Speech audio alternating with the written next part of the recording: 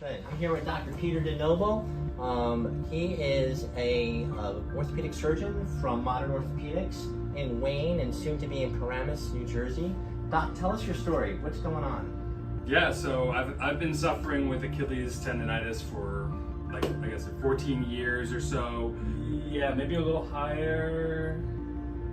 Yeah, like right, yeah, there? that's it, you got it. Okay, so one thing that we like to do is that when the patient tells us, we like to kind of mark it out a little bit.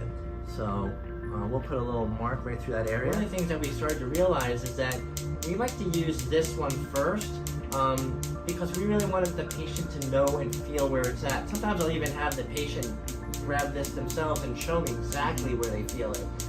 We find that when you go to the radial actually causes almost like a little anesthetic effect. So I don't want to do that one first. I want them to feel this first, and then we move on to the radial wave. So radial shockwave, and we'll show you that when we do it. Most of its energy is generated right at the skin level, and it doesn't really go as deep as possible.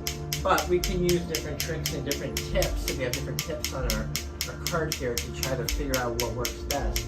But that one we like to try to work up and down the tendon. And the whole idea there is that, yeah, this is the spot that hurts him mostly, but we want to make sure we free up any other spot up in the calf as well.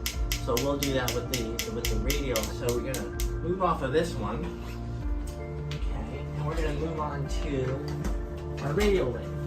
So, and as I said, the radial wave has lots of different heads that we can utilize. This is our standard head, and the way of the radial waves is that there is like a little bullet inside of here, and that bullet moves back and forth really quickly, and when it hits here, it sends out this little explosion. And that explosion is a wave of energy that goes through. And like we said, it goes pretty much just to the skin area, but it does penetrate other ways as well. So we start off kind of slow on this. And we're This is now back when I first started getting treatments. This was the only modality that. And I guess we're giving you a solution. And what's really nice is to understand how each ones complement each other and how to use it correctly.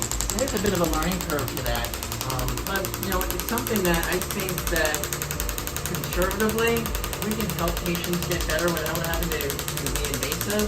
Boy, that's great because we can keep an athlete moving. Do you feel this one at all right now, Pete? Yeah, I feel it. It's not bad. It just feels like a little more like snapping, but it's not really like any more painful. The other one actually, you can feel it feels like this kind of this like that deeper, like you said, it's more of a deeper.